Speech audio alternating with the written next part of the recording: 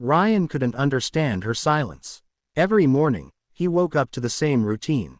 He checked his phone, hoping to see a message from Emma. Most days, there was nothing. Sometimes she replied with a short sentence. Sometimes she reacted to a story. Sometimes she disappeared for days. It made no sense. The strange thing was that whenever they met in person, everything felt different. She smiled when she saw him. Her eyes lit up. She remembered small details about his life that even his closest friends forgot. She laughed at his jokes, even the bad ones. Yet the moment they were apart, she became distant again. The mixed signals drove him crazy. One evening, after another day of silence, Ryan sat alone in his apartment staring at the conversation on his phone. Their last message exchange was 3 days old. He typed, "Is everything okay?" He stared at the screen. Then he deleted it. He didn't want to appear desperate. A few minutes later, his friend Daniel called. "You sound miserable." Ryan laughed. "Do I?" "Yes." Ryan told him everything. The silence, the confusion, the uncertainty. When he finished, Daniel said something unexpected. "Maybe she thinks about you more than you realize." Ryan shook his head. "If that were true, she would talk to me." "Not necessarily." "What does that mean?" Daniel paused. "Some people become quiet when their feelings become strong." Ryan didn't believe him. To him, attraction should create communication.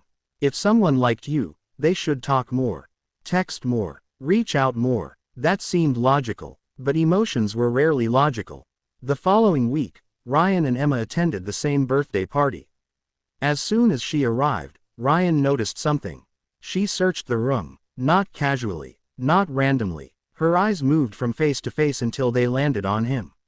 For a brief moment, she smiled. A real smile, the kind that appeared automatically. Then she quickly looked away. It was strange. Throughout the evening, he noticed even more unusual behavior. Whenever he talked to someone else, Emma seemed aware of it. Whenever he laughed, she glanced in his direction. Whenever another woman joined the conversation, Emma became unusually quiet. Yet she barely spoke to him. At one point, she stood only a few feet away. Neither of them said anything. The silence felt heavy, almost uncomfortable. When the party ended, Ryan drove home more confused than ever. Why would someone act like that? Why would someone seem interested but remain silent? The answer began to reveal itself a few days later. Emma accidentally left her notebook at a cafe. Ryan happened to be there when she called looking for it. The owner handed it to him and asked him to return it since he knew her. Ryan agreed. The next afternoon, he met her at a small park. She thanked him. He handed over the notebook. As she opened it, a folded piece of paper slipped out. Emma quickly grabbed it. Too quickly. Her face turned red. Ryan apologized. "I didn't mean to look." "It's okay." But her nervousness suggested otherwise. For the first time, Ryan saw something beneath her calm exterior.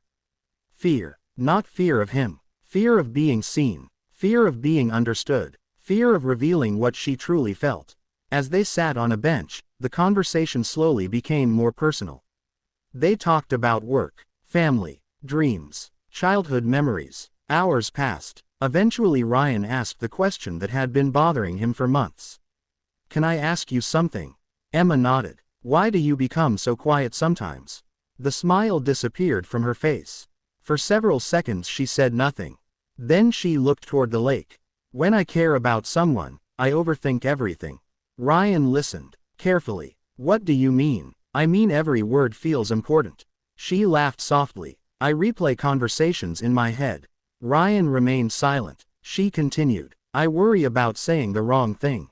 I worry about sounding stupid. I worry about ruining something before it begins."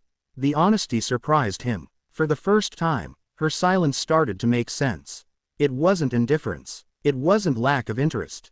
It was emotional vulnerability. The stronger her feelings became, the more careful she became. The more careful she became, the quieter she became. Over the next few weeks, Ryan began noticing this pattern everywhere. Whenever conversations became personal, Emma became quiet. Whenever emotions appeared, she became cautious. Whenever moments felt meaningful, she seemed to retreat inward. But she never truly disappeared. She was always there, watching, listening, remembering. One evening, Ryan posted a photo from a hiking trip. Within minutes, Emma liked it.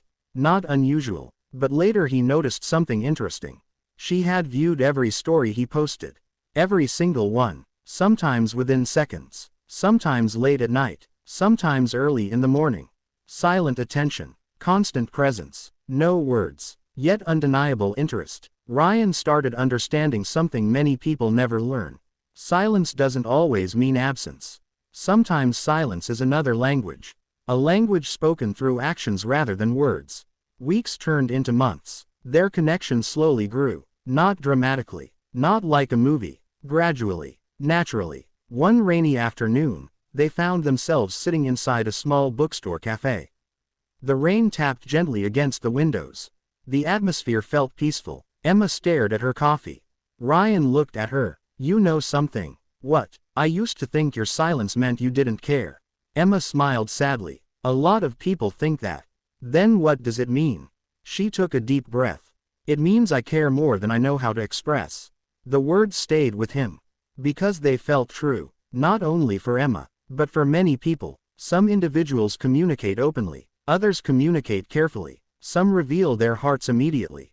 Others protect them. Not because they don't feel. Because they feel deeply. Months later, Ryan learned something else. Emma had been carrying emotional wounds from a previous relationship. Someone she trusted had betrayed her. Someone she loved had left unexpectedly. The experience changed her. It taught her that emotions could become dangerous. That vulnerability could become painful. As a result, she built walls. Invisible walls. Strong enough to protect her. Strong enough to isolate her. Whenever she started caring about someone, those walls automatically appeared. Not because she wanted them to. Because fear remembered what her heart tried to forget. One night, during a long walk through the city, Emma finally explained it completely. I wasn't silent because I didn't think about you. Ryan listened. I was silent because I thought about you too much. Those words hit him harder than anything else she had ever said. Too much. Not too little. Too much. Every message became important. Every interaction became meaningful. Every possibility became frightening. Suddenly everything made sense. The delays, the hesitation, the distance, the caution, all of it came from emotional investment. The irony was almost funny. The very thing Ryan interpreted as disinterest had actually been evidence of interest. As their relationship continued growing, Emma slowly became more comfortable expressing herself. The silence didn't disappear completely. It remained part of who she was. But it became less intimidating, less protective, less fearful. One evening, nearly a year after they first met, they sat together watching the sunset. The sky glowed orange and gold. Neither of them spoke for several minutes. Eventually Ryan smiled. You're quiet again. Emma laughed. I know. What are you thinking about? She looked at him. Then she answered honestly. You. Ryan smiled. And for the first time, silence didn't feel confusing. It felt comforting. Because he finally understood its meaning. Years later, when people asked how their relationship began, Ryan always told the same story. He talked about misunderstandings, assumptions, fear, patience, but most importantly, he talked about silence. The silence that almost convinced him to walk away. The silence that hid emotions. The silence that concealed affection. The silence that protected a vulnerable heart. Many people believe love announces itself loudly. Sometimes it does. Sometimes love arrives through conversations, confessions, and grand gestures. But sometimes love arrives quietly. Hidden behind hesitation. Hidden behind fear. Hidden behind overthinking. Hidden behind silence. And if you're patient enough to look beyond the absence of words, you may discover emotions deeper than anything language can express. Because sometimes the person who thinks about you the most is not the person who texts you every hour. Sometimes it's the person who rewrites messages before sending them. The person who checks your profile without speaking. The person who remembers every detail you mention. The person who worries about saying the wrong thing. The person who goes silent because their feelings have become too important to handle casually. And sometimes, behind that silence, exists a heart that cares more than you ever imagined.